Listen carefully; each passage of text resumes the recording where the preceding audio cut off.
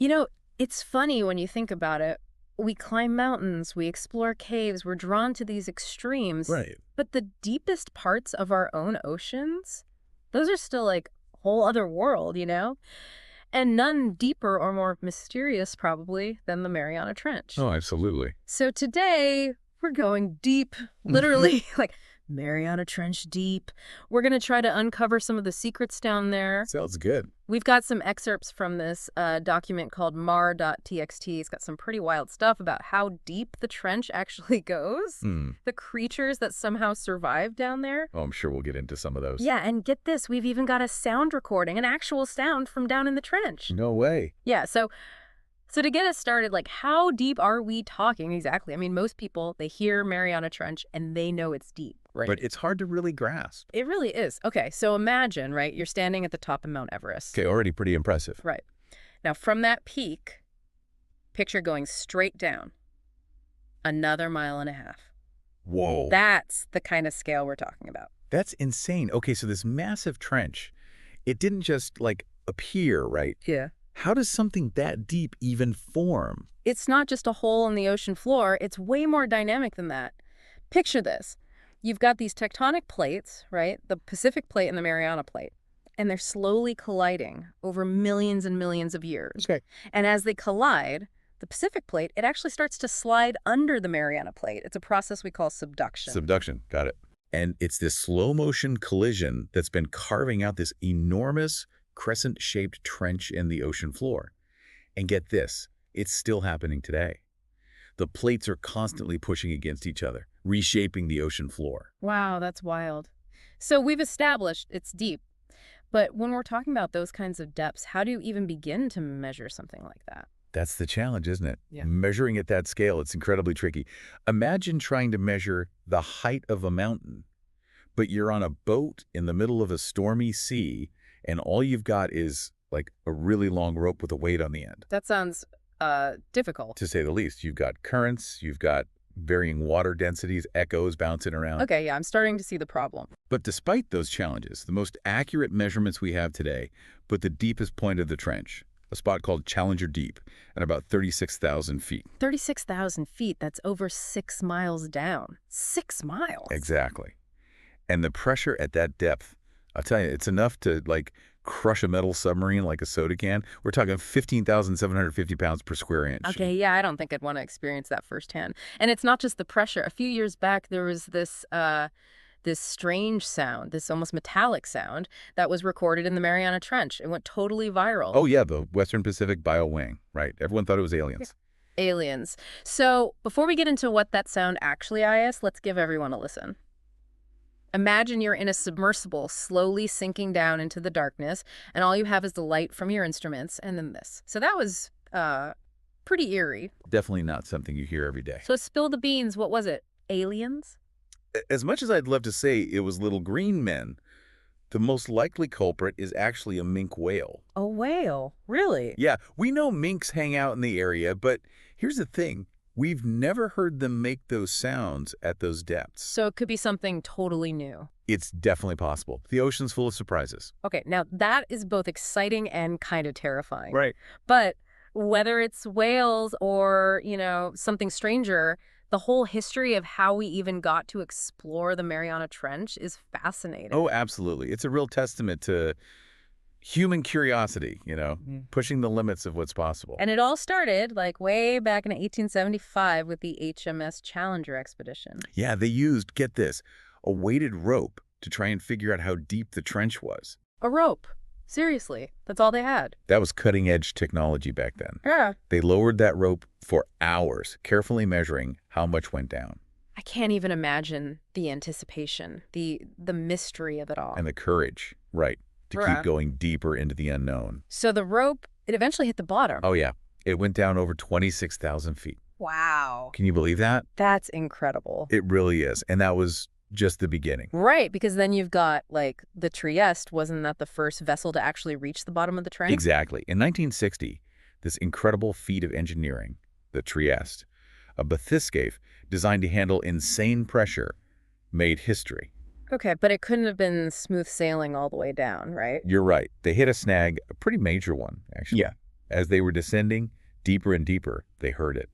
A crack. Oh no, a crack, like in the vessel. Yeah, a window in the entry hatch, it started to crack under the It pressure. must have been terrified. Imagine you're thousands of feet down in this tiny sphere. You hear that crack.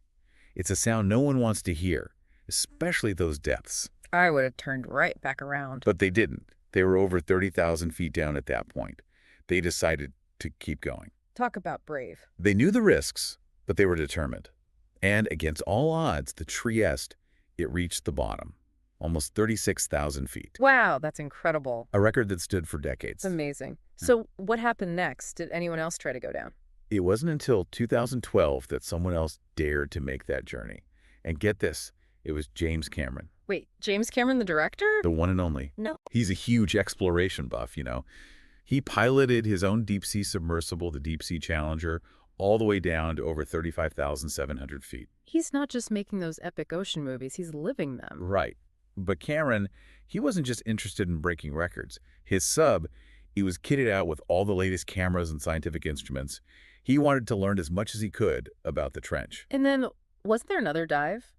More recently? You're thinking of Victor Vescovo. In 2019, he piloted the DSV limiting factor. Limiting factor? That name sounds familiar. It should. It's the sub that broke the depth record, going down over 35,800 feet. Wow. But here's what's really impressive. Vescovo, he didn't just dive once. He went down multiple times. Multiple times. Why? He spent hours down there, exploring the trench floor, collecting samples, even putting down scientific equipment to gather data. So what did they find down there, besides, crushing pressure and possible alien whales? Well, it might surprise you to learn that the Mariana Trench is actually teeming with life. Really? I mean, I know we've talked about a few creatures, but I always assumed it was mostly barren down there. Nope, not at all. Life finds a way. Take the Mariana snailfish, for instance. Snailfish doesn't sound very impressive. Don't let the name fool you. This little guy looks kind of like a pale tadpole, but it's actually the top predator down there. You're kidding? Nope. Proves you don't need sharp teeth and scary eyes to rule the deep. Okay, that's kind of reassuring, actually. And then you've got the deep-sea dragonfish. Now that one sounds a bit more intimidating. Oh. This creature, it has these bioluminescent organs that it uses to attract prey. Imagine you're in the pitch black and suddenly this light flashes. And snap, your dinner. Exactly.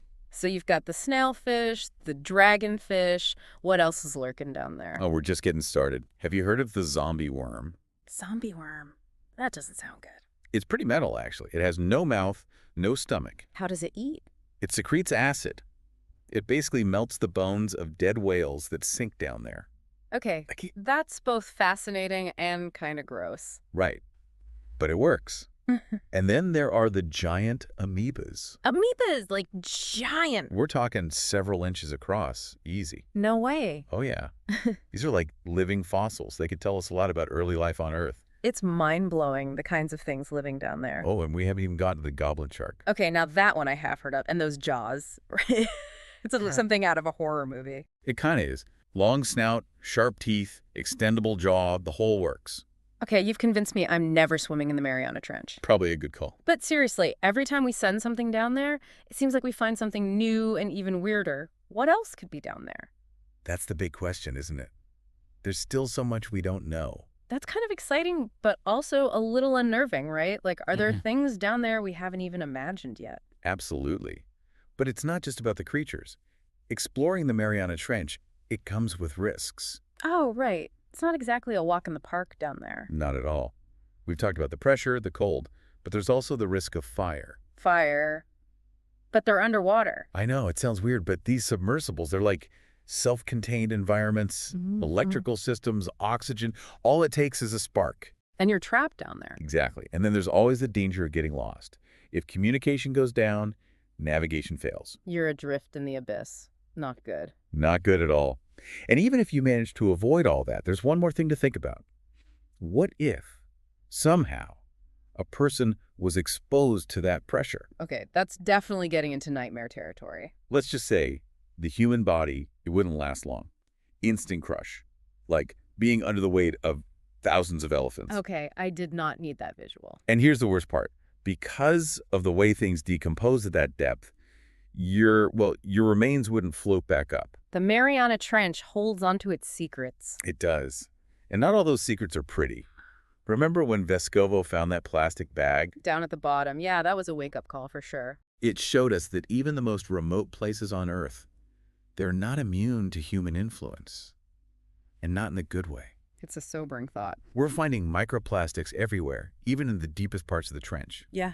And we don't even fully understand the impact that's having. It's a reminder that we need to be careful, right? Even with places we're just beginning to understand. Absolutely. What happens in the Mariana Trench, it affects us all. So as we surface from this deep dive, what's the one thing you hope listeners take away from all this? I think it's this. The Mariana Trench, it might seem like this alien world is a completely separate thing, but it's not. It's part of our planet. And what we do here, it matters down there too. That's a powerful message. We still have so much to learn, but we also have a responsibility to protect what we find. Well, that was quite a journey. Creatures that defy imagination, incredible feats of exploration, and a stark reminder of the power and the fragility of our planet. Couldn't said it better myself. Until next time, keep exploring, keep asking questions. You never know what wonders are waiting to be discovered right here on Earth.